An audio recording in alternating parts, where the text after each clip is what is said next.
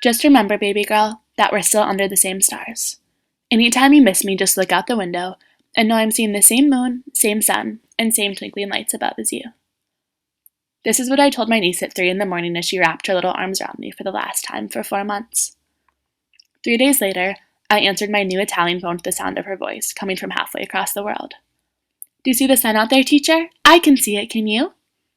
As I stared out into the dark night of Florence, I realized how far away I really was. We weren't under the same sun. We weren't under the same stars. We were miles and miles apart. Yes, my love, I see the sun, and it's smiling so big over both of us. Maybe I told this lie to help her feel closer to me, to calm her feelings of abandonment. Or maybe the lie was for myself. It's funny how I got used to loneliness. One day the thought of leaving my family, my home, my happiness, left me petrified. And then, after one fleeting moment, after one final hug before turning my back away from the familiar faces that lined the departure hub of the Chicago airport, this loneliness was just life. Studying abroad is a marathon that you're forced to sprint.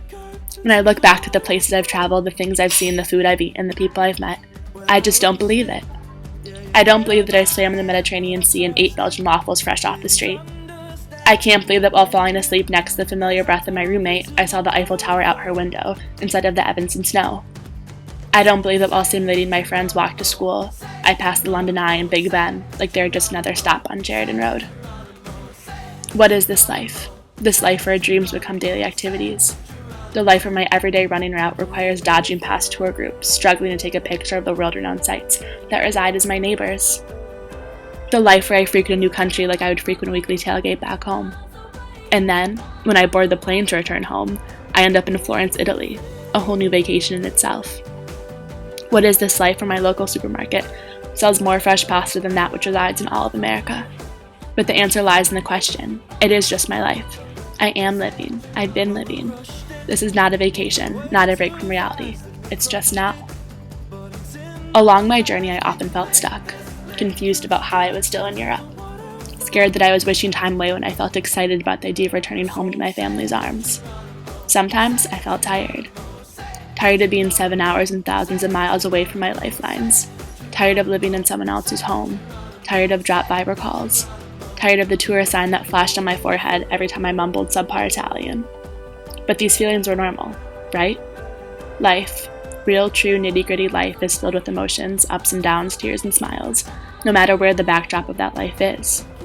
Just because I missed home at points doesn't mean I didn't love my days here. Just because I craved vanilla hazelnut Einstein's coffee and a to-go cup made of something other than styrofoam doesn't mean I don't love a morning cappuccino from the school bar. Life is filled with these dualities. Traveling is filled with these dualities. The hardest part of my adventure here was accepting both sides of my journey. I was expecting to come abroad and gain knowledge, gain independence, and just maybe gain some weight, but I wasn't expecting to gain perspective.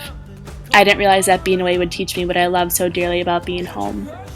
I didn't realize that being away would teach me that I can in fact be independent, be thousands of miles away, and still want and love the same things.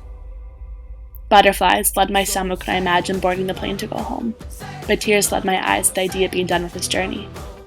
For so long, Italy has been an escape on the foreground, the place I can go to say goodbye to the parts of my life that need to disappear and welcome in a new me. I'm not sure that I'm ready for this revolution to be over. I'm not sure that I ever will be. I'm just a minuscule dot on the map of the world. As a dot, I can jump from country to country, town to town, and I'll still be myself. When I return home, my family will still be there. My life will still be there. And with my lessons learned from abroad, with my miles traveled, I can adapt my life in whichever way I feel. While living abroad, I affirm that I can adapt to all cultures. I can adapt to all parts of myself, knowing strength is a gift and fear is my friend. But soon I'll be under the same stars as my girl. But I'll be miles and miles away from this other home. This other home that has taught me so much about who I am and how many different forms my life can take. But for now, all I can do is take the next step forward and continue living my life, no matter where it's taking place.